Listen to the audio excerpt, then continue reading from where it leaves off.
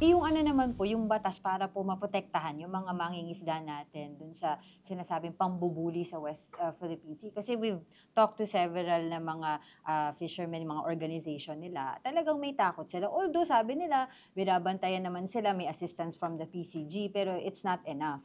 Yes, iyon ang ano, may narinig ako sa isang, ah, ano senador 'no, at ngayon tumatakbo din siya pangalawang term ata niya at pangatlong term. Naggagawa daw siya ng batas, pero hindi niya sinabi anong specific na batas Hmm, na 'yan mm. para protektahan yung ating mangingisda doon.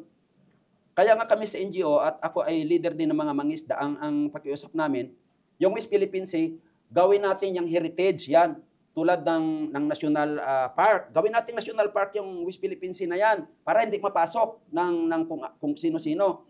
At may mga porsyon doon na gawin nating national park, may mga porsyon doon na sinabi ko mga isusunified natin 'yan, yung buong West Philippine Sea, gamitin yung, United Nations Law of the Sea na claims natin Mm.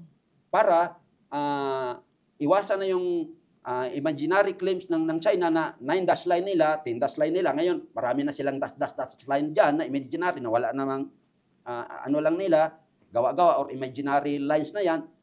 'Yun ang batas na gawin natin. Yung East Philippine Sea, gawin nating, maritime park or, maritime zone, or tapos yung mga ecotourism diyan i-develop natin, yung mga isla natin diyan i-develop natin into ecotourism para lahat ng mga Pilipino maka-enjoy diyan at magagamit natin. Batas 'yan, eh, dapat may batas.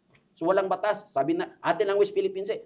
Pero ano ba ang activity natin doon for economic and recreation for the benefits of the all Filipino? Wala. So 'yon, maritime zone.